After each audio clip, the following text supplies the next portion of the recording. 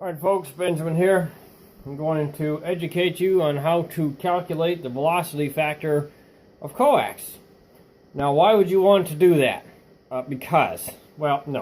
So one reason why you may want to calculate the velocity factor of coax is because you're going to be building stub filters. I've made a video on that already. On making stub filters, and building those requires absolute knowledge of a few things.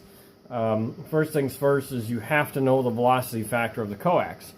Now the manufacturer does have its published specs, however, given the literal nature of things, the actual velocity factor of the coax between different batches is going to vary slightly, but sometimes by 1 or 2%. And when you're building your stub filters or whatever you're going to use, or you're going to be using pieces of coax as matching sections, or you're going to be building coax collinear antennas like I just got done building but need to rebuild it because I didn't accurately measure the damn velocity factor. Anyhow, if you have access to a service monitor, great. That's what I'm going to show you, but there are other ways of doing it. I saw a gent, he used a SDR. One of the wide-banded SDRs that goes down to like at least 10 megs is the lowest it'll go. I'm sure there's one that's going to go lower, but anyways, it needs to do at least the HF spectrum. And then the other piece you're going to need is some kind of noise generator. This gentleman used just an antenna noise bridge. So, I mean, there are some tools that you kind of have to have in order to do this, and there really isn't a way to escape around it. You can do the cut and try, of course, and that's your escape around it, but that's going to take a whole lot more time. Anyhow, so let's get right to it. So, in order to do the measurements, you're going to have to know a couple first things first. Your knowns, right?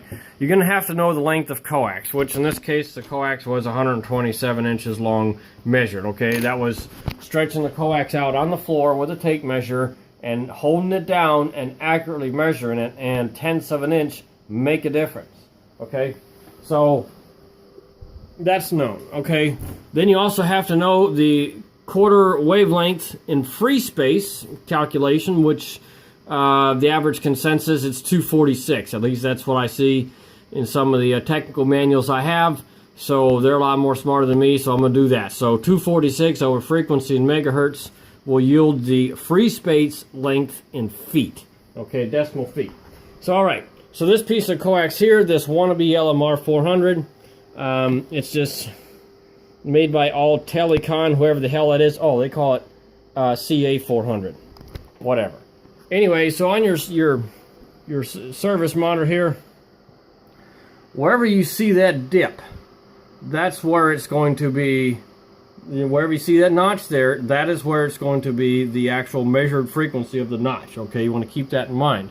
Now, because of this property, this is an open piece of coax. See that notch there? If I was to actually make a notch filter with this coax thing right here will knock out a signal on the order of more than 30 dB. You know, that'll provide 30 dB of rejection at 19.6 megahertz. So anyway, so here's how we do the math. All right. The wannabe LMR 400 is actually 127 inches long, or 10.58 feet. If the velocity factor of 1.0 is true, then that means 246 over 10.58 feet means that the notch frequency would be 23.25 megahertz.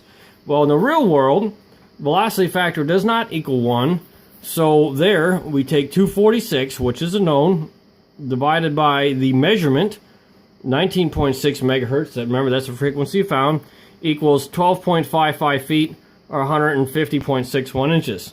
So then, let's do the math. 19.6 is a measured, compared to the actual 23.25, 84.3%. So let's do the feet we found, okay? So the actual length is 10.58 feet, but what it's saying it should be is 12.55. That again is a difference of 84.3%.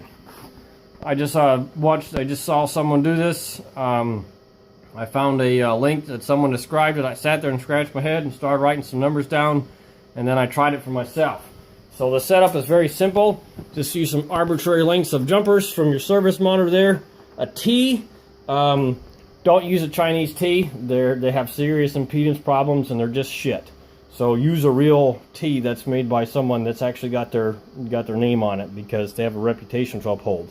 Anyway, get a real T, get your measured coax, and you got to remember this length includes from here, from the beginning of the connector, because it's all RF, all the way down to the end of this connector. So when you're making your stubs or whatever you're making, you need to include the entire length is from the connector that you're starting with all the way up to the end point. Get it? Got it? Good.